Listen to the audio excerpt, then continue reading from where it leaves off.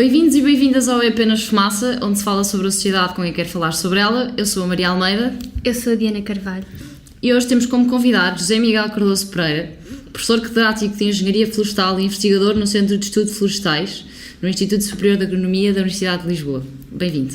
Obrigado.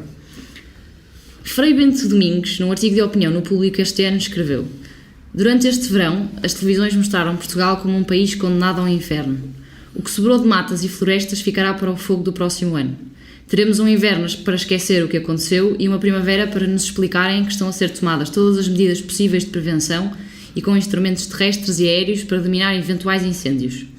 Ficaremos a saber quantos milhões foram disponibilizados para a prevenção e para o combate às chamas e, por outro lado, será repetido que nem os privados nem o Estado estão a cumprir as suas obrigações. A área ardida em 2016 até 15 de agosto foi 3 vezes superior ao histórico dos últimos 10 anos, ou seja, cerca de 100 mil hectares. Será que em 2017 teremos Portugal a arder como em 2016? É impossível de dizer, mas pode muito bem acontecer. Esse número, entretanto, já cresceu. Eu imagino que ele ande pelos 170, 175 mil hectares neste momento, e em princípio terá terminado a época de fogos. Essas declarações do Frei Bento Domingos, acho que sinto muitas vezes a mesma coisa. Eu ainda outro dia, a propósito deste ano se ter voltado a falar bastante mais do assunto, andei a mexer em papéis antigos e fui dar uma olhada ao que disse na primeira audição parlamentar em que participei em 1992. E o que eu tenho para dizer mudou assustadoramente pouco nestes 24 anos, não é? Portanto, há muitos dos problemas que vêm desde lá e que são recorrentes, e muitos desses aspectos concretos que o Frei Bento Domingos menciona são de facto assim, lamentavelmente. O próximo ano é possível, neste cenário que nós temos de um pano de fundo de alterações climáticas, um dos fenómenos que poderá já estar até a verificar-se é o aumento de frequência de situações mais extremas, de condições meteorológicas mais extremas, e portanto não estamos livres que isso nos aconteça do ponto de vista das variáveis naturais, ambientais, não é? Do ponto de vista de o que é que nós fazemos entretanto, como é que vamos estar preparados, etc., aí temos alguma margem de manobra, mas muito do que há a fazer são medidas de médio e de longo prazo e que de um ano para o outro não se solucionam substancialmente, não é? Exato. Há 10 anos atrás foi elaborado o Plano Nacional de Defesa da Floresta, do qual tu foste coordenador técnico. Esse plano foi rejeitado na altura pelo Ministério da Administração Interna, sob a tutela de António Costa, e este ano Nascencio Simões, ex-secretário de Estado nesse mesmo Ministério, admitiu que foi um erro, na altura, não seguir a mudança de paradigma na prevenção e combate aos incêndios florestais. Achas que ainda se pode recuperar algumas das medidas que foram propostas, e achas que há abertura do atual governo para que se recupere? A proposta técnica não foi completamente rejeitada. Ela deu origem a um Plano Nacional de Defesa da Floresta contra Incêndios que, de facto, deixou de fora algumas das propostas que implicariam uma alteração mais profunda, mais substancial do sistema de defesa da floresta contra incêndios. Outras, digamos, mais técnicas, mais fáceis de implementar, talvez no sentido em que pisavam menos calos sensíveis no âmbito do conjunto de organismos que articula o sistema de defesa da floresta contra incêndios. Sobretudo uma mais controversa, essa sim caiu, não foi levada para a frente, e eu penso que seria sobretudo a essa que o Nascencio Simões se referia. E o que nós propunhamos era a criação de uma nova estrutura, de um novo organismo que teria como missão trabalhar sobre o fogo o ano inteiro e que seria composto por um quadro de pessoal muito mais profissionalizado e com formação específica para combater os fogos de vegetação e não os fogos urbanos ou periurbanos. A ideia era criar um corpo de umas 800, 900 pessoas que seriam recrutadas entre os bombeiros, entre gente dos serviços florestais, a própria GNR, e dar-lhes uma formação específica para que durante o inverno eles fizessem trabalhos de sapadores florestais, portanto de reduzir cargas elevadas de vegetação em sítios onde isso pode determinar risco de incêndio elevado, que fizessem também um trabalho de sensibilização das populações e de disciplinar comportamentos e que depois durante o verão estivessem disponíveis para um combate ao fogo durante a época de incêndios, mas um combate mais técnico, um combate a usar as metodologias e as ferramentas específicas de combater os fogos nas florestas e nos matagais que são menos utilizados e nos quais os bombeiros voluntários têm uma formação menos sofisticada e aprofundada do que esse corpo de pessoal teria. A coisa também, se calhar, não teve grande pressão por parte da opinião pública e de outros envolvidos no sistema para ser posta em prática, porque continuava-se nessa altura, e em certa medida ainda se continua, num equívoco que é, lá porque se está a combater os fogos, está-se a defender a floresta. E não é necessariamente assim, porque o grosso do esforço do atual sistema é em tarefas de proteção civil. O que o sistema chamado de defesa da floresta contra incêndios faz é a defender as povoações e as infraestruturas e as pessoas contra os incêndios na floresta. Portanto, a floresta é quase mais a ameaça para as povoações do que o património com valor que precisa de ser protegido. Para mim é pacífico que a primeira prioridade tem de ser proteger as vidas e o património construído. Claríssimo. Agora, o sistema não se pode esgotar nessa tarefa, não é? Porque senão a floresta fica basicamente desguarnecida, desprotegida. Acontece que, como consequência destas intervenções de proteger as povoações, que se protege de facto, que se evita que arda alguma área florestal, mas é quase um efeito colateral simpático do que propriamente um objetivo específico e com uma prioridade alta do sistema que não a tem. Mas tu achas que não devia ser uma questão de proteção civil? Não, eu acho que o fogo não pode ser exclusivamente, o fogo rural não pode ser exclusivamente um problema de proteção civil. Ele tem essa componente de proteção civil, de defender o casario, as povoações, as pessoas, determinadas infraestruturas construídas, etc. Mas proteger a floresta exige planeamento e intervenção que são substancialmente diferentes e, portanto, um dos problemas que nós temos agora e que se articula com outra coisa é que o esforço está de facto muito concentrado num combate e num combate vocacionado para proteger as povoações. Quando se diz há um grande desequilíbrio entre os meios alocados ao combate e à prevenção, por ano, nas últimas meia dúzia de anos, andam-se a gastar um pouco acima de 100 milhões de hectares 100 milhões de euros por ano, dos quais são 80 milhões para o combate, 20 milhões para a prevenção. Em 2013, a Autoridade Nacional de Proteção Civil dava conta que o dispositivo de combate a incêndios tinha um custo previsto de 74 milhões de euros, enquanto a prevenção merecia apenas um investimento de cerca de 20 milhões. Pois, são mais ou menos esses os números. Mas reparem que isso decorre precisamente desta... Há pouca prioridade, há pouca atenção, há pouca importância dada à prevenção, como consequência de haver pouca importância dada à floresta. porque a área de território que beneficiaria prioritariamente com intervenções de tratamento da floresta, com intervenções silvícolas de prevenção do fogo, seriam sobretudo as áreas florestais. Como o problema está concebido como sendo de proteção civil, o esforço e os investimentos, por exemplo, em meios aéreos e em a abordagem, a concepção toda da abordagem ao combate para proteger as povoações e a floresta fica fortemente para segundo plano.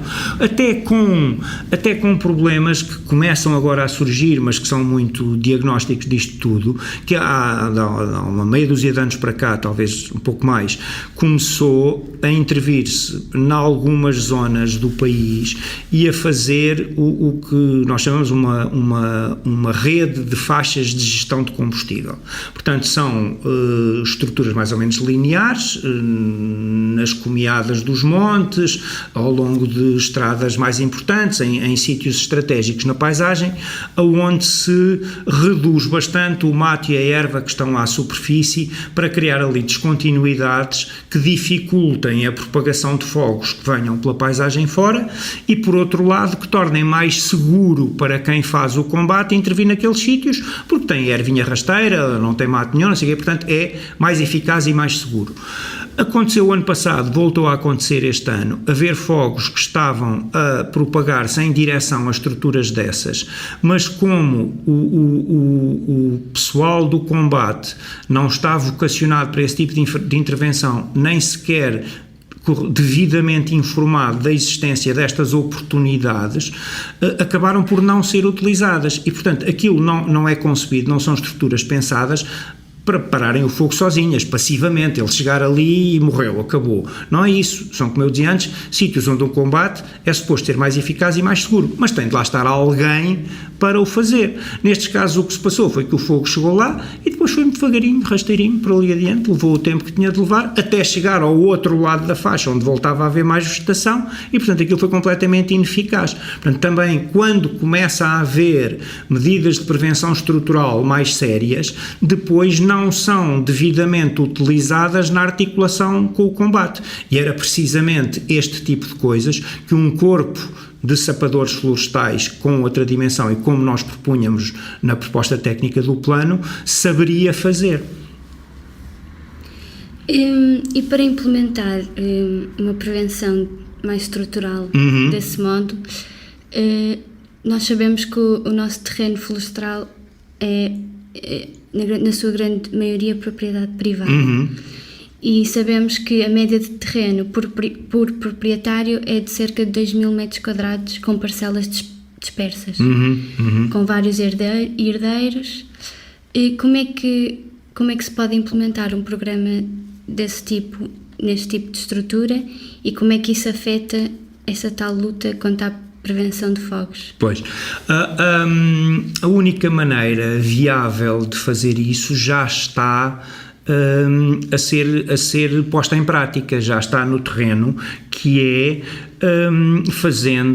criando incentivos e dando oportunidades e encorajando a que os proprietários se associem e façam uma gestão coordenada, concertada, coletiva de áreas suficientemente grandes para, por um lado, terem uma escala que seja eficaz do ponto de vista de conter a propagação do fogo. Porque se eu vou limpar o mato muito conscienciosamente em 2.000 metros quadrados e todos os meus vizinhos ignoraram completamente o problema e têm 1,5 metro ou 2 metros de mato debaixo das propriedades delas, aquilo é completamente inconsequente, é dinheiro deitado fora. Portanto, é preciso que a intervenção tenha uma escala territorial grande. Não é nada raro em Portugal termos fogos de 500 hectares, de 1.000 hectares, de 2.000, de 5.000. Portanto, a intervenção à escala da paisagem tem de reconhecer que a dimensão do fenómeno é desta natureza. E, portanto, de facto, tendo nós, para aí 97%, o Estado a área do território na posse do Estado é para aí de 3%. Depois há uns 6 ou 7 de propriedade coletiva, de associações de baldios, etc. E depois, para aí 92 ou 93% é de facto de privados, com essa estrutura muito fragmentada. Portanto, a única solução é de facto chamar a atenção dos proprietários para o seu interesse, para as vantagens que têm para ele, primeiro que tudo para eles próprios, criar essas formas de gestão em grupo do território, e há já uma área substancial do país a começar a ser gerido dessa maneira. A coisa tem problemas. Tem, por exemplo, apoios financeiros significativos durante os 2 primeiros anos, a instalação e o primeiro ano, e depois tenho a ideia que no terceiro ano o financiamento ou cai para zero ou cai para muito pouco. E, portanto, antes deles terem começado a recolher os benefícios que lhe deem sustentabilidade económica para aquilo se aguentar por si. Portanto, obviamente que não sendo propriedade privada, não são estruturas para serem sustentadas pelo Estado, senão depois qual era a lógica da coisa. Agora, digamos que o desmame tem de ser mais gradual, mais lento, não é? Porque senão gastou-se ali aquele investimento inicial e depois as coisas caem por terra. Sim, mas, por exemplo, não se multam os proprietários florestais por não limparem as suas terras, porque se desconhece, em alguns casos, quem são os donos. Neste caso, desconhece os donos de mais de 1/3 da floresta. Ou seja, como é que se faz para saber quem são esses proprietários e como é que eu acho se pode trabalhar nesse sentido? Muitas dessas propriedades de pequena dimensão não compensam, não pagam aquilo que custaria a sua limpeza. Portanto, quando os proprietários não limpam, estão, em muitos casos, a tomar uma decisão que, do ponto de vista individual, tem racionalidade económica. E, portanto, o que nós temos de perceber é o caráter perverso desta coisa e criar um contexto em que emerjam outras lógicas de racionalidade económica. Porque se nós, sem fazer essa alteração de contexto, vamos simplesmente atacar o sintoma e dizer agora vamos multar quem não limpou de não sei quantos anos ou não sei o quê, o que é que isso vai fazer? Vai fazer com que as pessoas comecem ou ainda mais passem a ver a floresta como um problema e uma fonte de despesa e não como um património que valorizem. E se alteramos a atitude das pessoas para elas sentirem a floresta menos como um valor e mais como um problema, acabamos por estar a encorajar o abandono e o agravamento do problema. Depois, por outro lado, tínhamos a outra questão que tu também aludiste, que é a base de informação para fazer isso também é um bocado complicado, um bocado má, não é? Insuficiente. Há muitas regiões do país onde não se sabe bem quem é que é dono do quê e, portanto, se mesmo que fossem autoridades locais quisessem interpelar esses proprietários para lhes perguntar o que é que se passa, fez, não fez, tem de fazer, não tem de fazer, nem saberiam a quem se dirigir. Isso é uma parte do problema e que há décadas se fala, e obviamente que se a levarmos a sério, quanto mais depressa resolvermos melhor, por variadíssimos pontos de vista, até do ponto de vista tributário seria vantajoso para o Estado fazer esse investimento, mas reparem que há áreas do país onde esse cadastro da propriedade existe, há concelhos, há grupos de concelhos que têm esse trabalho feito e continuam a arder na mesma, não é? Portanto, é uma peça do puzzle, mas não a considero decisiva de todo. E relativamente às práticas tradicionais em atividades agrícolas e criação de gado, é muito comum o uso do fogo.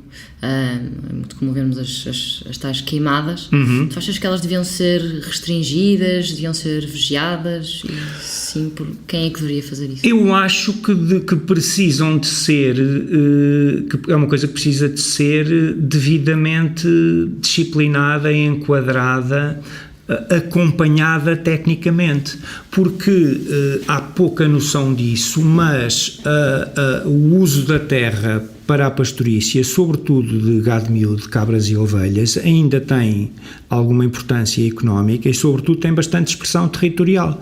Por exemplo, este ano, enquanto eu acompanhei os números com cuidado, com proximidade, aí até ao fim da primeira semana de setembro, tinham ardido uns 150 e poucos mil hectares.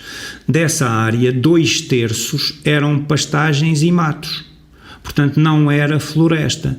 Isso é uma tecla em que eu bato bastante, que é, eu não gosto que se fale de fogos florestais, gosto que se fale de fogos rurais, porque não são um problema exclusivo da floresta, são um problema genérico do espaço rural em Portugal, da paisagem rural. E, portanto, há no âmbito quer dizer, faz parte da gestão de uma área de mato ou de uma pastagem, aquilo ser queimado periodicamente para estimular a rebentação de folhinhas tenrinhas, de erva tenrinha, que as cabras e as ovelhas gostem de comer, portanto aquilo faz parte do processo. Como se estivermos num campo de trigo, aquilo tem de ser lavrado e adubado, quem produz cabras e ovelhas queima periodicamente. A legislação e o sistema não distingue incêndios nefastos e indesejáveis de uso do fogo como ferramenta de trabalho e, portanto, todo o fogo é igualmente perseguido e suprimido e mesmo criminalizado. Ora bem, claro que não é aceitável que as pessoas andem a fazer queimadas dessa natureza no pico do risco de incêndio, em meio de agosto, com 40 graus de temperatura, e claro que essas situações têm de ser controladas, está prevista na lei a punição para quem infringe nessas circunstâncias. Agora, punir só e não criar condições para que esse trabalho, porque é de trabalho que se trata, seja feito com segurança, o que é que vai fazer? Vai remeter essas queimadas cada vez mais para a clandestinidade. E depois admiramos, por exemplo, que haja mais fogos a começar à noite. É, entre outras coisas, uma das consequências. Há, obviamente, malucos, criminosos, gente que se quer vingar, coisas, etc., e que procuram essas condições. Mas também temos de ter a noção de que isto também acontece. Há ali uma atividade legítima de produção de riqueza que ainda por cima é subsidiada por políticas públicas que nem sequer tem ou dá pelo menos a sensação de que não há consciência de que se vamos subsidiar a produção de cabritinhos e de borreguinhos e pagar a proprietários de terra para que produzam essa riqueza, nesse processo está implícito o uso do fogo. Mas ninguém reconhece isso, nem ninguém age em conformidade. E, portanto, há aqui umas incongruências e sobretudo, uma subvalorização da importância deste processo que depois dá origem a maus resultados. Nós temos menos de 10% dos incêndios são causados por incendiários. Porquê é que nós continuamos a achar que este é um dos grandes motivos pelos grandes fogos? Não sei se foi a propósito de citar Sartre, mas ele dizia l'enfer c'est les autres, não é? Para nós o mal está sempre nos outros e eu acho que há duas coisas que revelam muito o caráter português nesta questão. Uma é a desresponsabilização individual e os incendiários que existem e que, obviamente, como quem usa o fogo indisciplinadamente tem de ser parado, detido, punido, mas a sobrevalorização do papel dos incendiários e a divulgação desse conceito tem um efeito nefasto de desresponsabilização. Se quem faz o fogo são uns maus indefinidos, eu posso ir de carro e deitar o cigarro pela janela fora, eu sou boa pessoa, não vou fazer fogos. Quem faz fogos são os outros que são maus. Portanto, esta desresponsabilização, atirando sistematicamente para os incendiários, desresponsabilizar-nos dá muito jeito. Portanto, eu acho que isso de não assumir o nosso papel cívico no processo, enfim, é bastante comum no nosso caráter. A outra coisa que eu ponho em paralelo com esta é a paixão pelos meios aéreos. A solução cai do céu. Portanto, não somos nós quem causa o problema, são os outros, e a solução ideal é uma que caia do céu. Portanto, ambas revelam uma falta de envolvimento cívico e de disponibilidade para assumir responsabilidades e para intervir de uma maneira não dramatizada, digamos, que também não ajuda a progredir, não é? Frei Bento Domingues, outra vez no mesmo artigo que citámos no início, disse: será que os canais de televisão estão interessados em criar repúdio pelos incêndios ou em transmitir espetáculos para pirómanos? Não haverá pedagogia televisiva capaz de suscitar paixão pela natureza? Por que não mostrar o silêncio da natureza destruída? Qual é o papel da comunicação social na prevenção dos fogos e como é que deveriam abordar esta questão? Pois, isso é uma questão que é debatida e que até se calhar tem um âmbito mais lato também que está completamente relacionada com tudo quanto tem a ver com, por exemplo, com a exibição de espetáculos violentos, de programas de violência que efeito que isso pode ter sobre as crianças, sobre os adolescentes, sobre as pessoas mais influenciáveis, ou dos jogos de vídeo, etc. Em que medida é que a exposição àquelas imagens pode induzir comportamentos de reprodução daquilo que se está a ver, não é? Eu tanto quanto sei, eu nunca estudei diretamente o assunto, nem sou de maneira nenhuma entendido na matéria, o pouco que conheço é sobretudo de ler estudos do grupo liderado pela professora Cristina Soeiro, que é uma psicóloga que trabalha com a Polícia Judiciária e que tem feito os perfis sociopsicológicos dos incendiários, de facto dos incendiários, numa população das pessoas que voluntariamente atearam fogos para causar danos, e ela tipifica, ela diz que as pessoas com a perturbação psicológica que tecnicamente se designa por piromania são 2% desses incendiários, 1,5% ou 2% ou 3%, é uma fração muito pequena. Eu não sei se serão esses, possivelmente serão esses os mais vulneráveis, e portanto não sei que efeito é que a exibição dessas imagens poderá ter sobre a população, que pode ter muito maus motivos, mas que psicologicamente é estável, não tem essa perturbação, não é?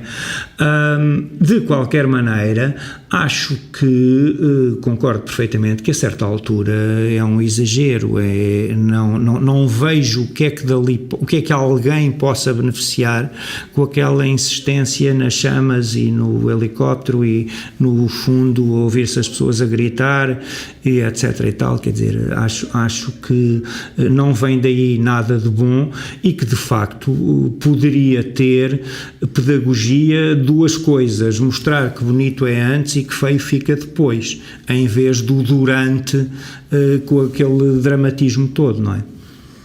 E relativamente à reflorestação, nós em Portugal temos cerca de 8% da área plantada são eucaliptos, ou seja, significa que são 26% de toda a área florestal. Mas o eucalipto é uma árvore altamente inflamável, ou seja, como é que Portugal, que já é um país propenso a grandes fogos, tem uma área de eucaliptos tão vasta? Isso é a explicação, há aí várias dimensões. O problema, digamos, a inflamabilidade de uma floresta tem, dentro de certos limites, menos a ver com a espécie em si, do que com a biologia da espécie, do que com a forma como a floresta é tratada. O pinhal bravo, por exemplo, espécie autóctone que também nos últimos 30 ou 40 anos reduziu substancialmente a área, mas que continua a ser das espécies mais importantes para a produção de madeira em Portugal, não é menos inflamável do que o eucalipto. Do ponto de vista biológico, estão muito bem um para o outro. O que é que justifica então a expansão do eucalipto? Justifica a expansão do eucalipto o facto de que produz mais, é mais rentável do ponto de vista económico e tem uma fileira, uma cadeia que vai desde a produção da matéria-prima até ao produto final, basicamente ao papel, eficiente, bem montada, a funcionar bem e economicamente interessante.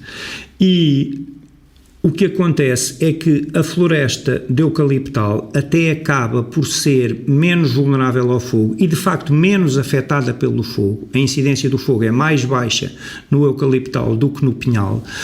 Não é, como eu dizia, por características intrínsecas biológicas das espécies, que aí são muito comparáveis, mas é porque, como o eucaliptal economicamente rende mais, paga mais tratamento da floresta, mais intervenção da floresta, intervenção essa da tal silvicultura de redução do risco de incêndio.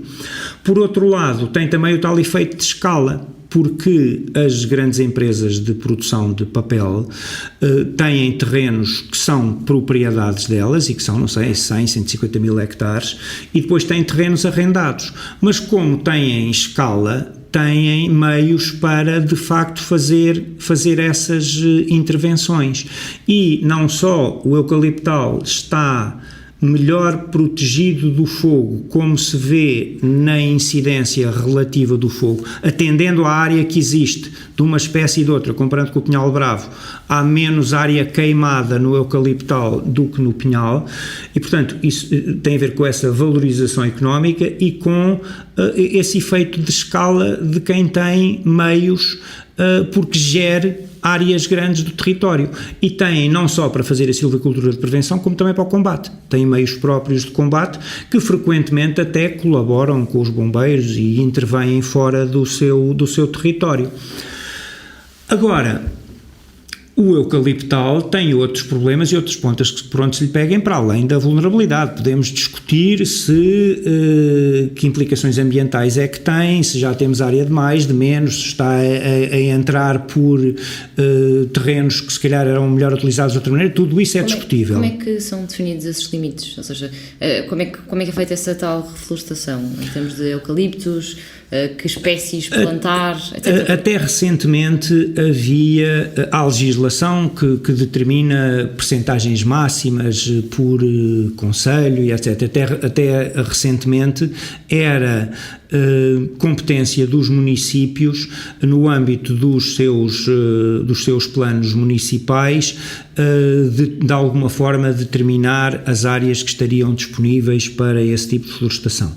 Alterações recentes vêm retirar essas competências aos municípios e devolvê-las ao poder central, o que nem me choca, porque quer a Lei de Bases da Floresta, quer a Constituição dizem que a política florestal é uma política de âmbito nacional, e com os problemas de escala e com as questões territoriais de escala que se põem à gestão da floresta, não seria de todo benéfico para o país ter 308 politicazinhas florestais eventualmente descoordenadas no espaço, não é isso que interessa.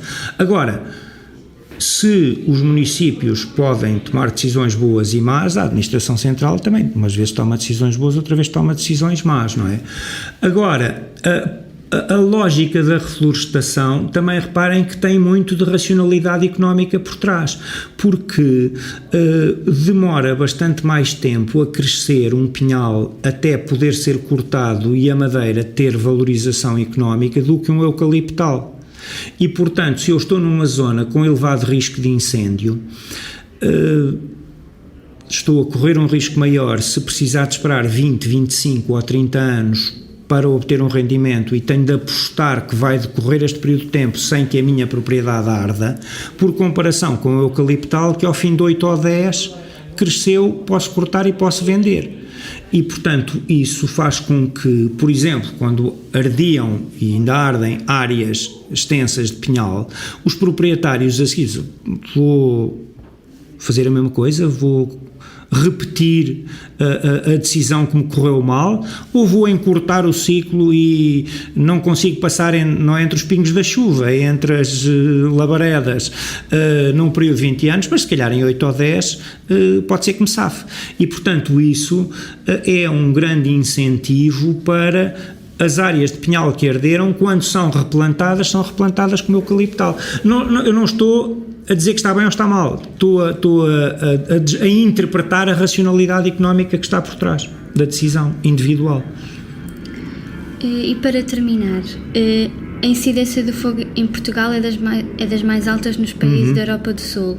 Ao mesmo tempo, Portugal é também um dos países mais vulneráveis às alterações climáticas. Já falámos no início um bocadinho sobre o efeito que isso poderá ter. Tendo em conta estes cenários, como é que se prevê o fogo em Portugal no futuro? Pois a coisa dificilmente irá para melhor, sobretudo se não começarmos a olhar para o problema como uma patologia do território, no sentido lato, alargado, geográfico, do espaço rural, e continuarmos focados nesta visão de proteção civil, que é proteger ali as imediações do casario. Eu não sei se esta analogia vos diz alguma coisa, mas eu às vezes uso-a com os meus alunos. Em basquetebol pode-se defender o nosso lado do campo de duas maneiras: ou defender à zona, que é marcar um sítio onde não se deixa o adversário entrar, ou defender homem a homem, que é estar cada jogador coladinho aos outros. O que a floresta precisa é de uma defesa à zona, é de uma defesa que proteja áreas grandes da penetração do inimigo. O que a proteção civil faz é colar-se ao casario e deixar o fogo vir a queimar floresta e a queimar mato e a queimar pastagens, até que depois é detido preferencialmente muito perto das casas. Portanto, nós temos uma estratégia que, lá está, voltamos ao princípio, privilegia a proteção das povoações, desguarnece a proteção da floresta. O cenário não é só das alterações climáticas que me preocupa, é pelo menos tanto também da evolução demográfica, da perda de população rural e do envelhecimento da população rural que resta, o que representa menos capacidade de intervenção no território. Quer dizer, as aldeias há 50 anos tinham população em número suficiente e em idade ativa suficiente para modelarem a paisagem à sua volta. E tínhamos o casario, e depois tínhamos hortas, e depois tínhamos campos agrícolas maiores, e depois tínhamos pastagem, e a floresta estava a alguma distância e, portanto, implicava um risco, uma exposição menor aos fogos. A conjugação de alterações climáticas, sobretudo na vertente de aumentar a frequência de ocorrência de situações meteorológicas extremas, como tivemos este ano naquela primeira e segunda semana de agosto, conjugada com o abandono rural e a acumulação de cada vez cargas maiores de combustível em sítios que antigamente eram hortas ou eram campos agrícolas, ficam abandonados e ao fim de 10 ou 15 ou 20 anos têm lá toneladas de mato seco à espera de arder, são um cocktail muito complicado e portanto já é mais do que a altura de começarmos a pensar não em combater o sintoma, mas em intervir sobre as causas e de facto fazer prevenção num sentido mais profundo e mais lato do que até mesmo os meus colegas florestais costumam fazer, que não é só aquela prevenção de roçar mato, é a prevenção de perceber que temos um território complicado com uma patologia que precisa de ser abordada. Este foi mais um episódio do É Apenas Fumaça, onde se fala sobre a sociedade com quem quer falar sobre ela. Muito obrigada à equipa, Maria Almeida, Ricardo Ribeiro, Pedro Zuzarte, Tomás Pereira, Bernardo Afonso, Pedro Cardoso. Obrigada, José Miguel Cardoso Pereira. A música é dos Lotus Fever. Visitem-nos em apenasfumaça.pt para mais episódios. Até à próxima.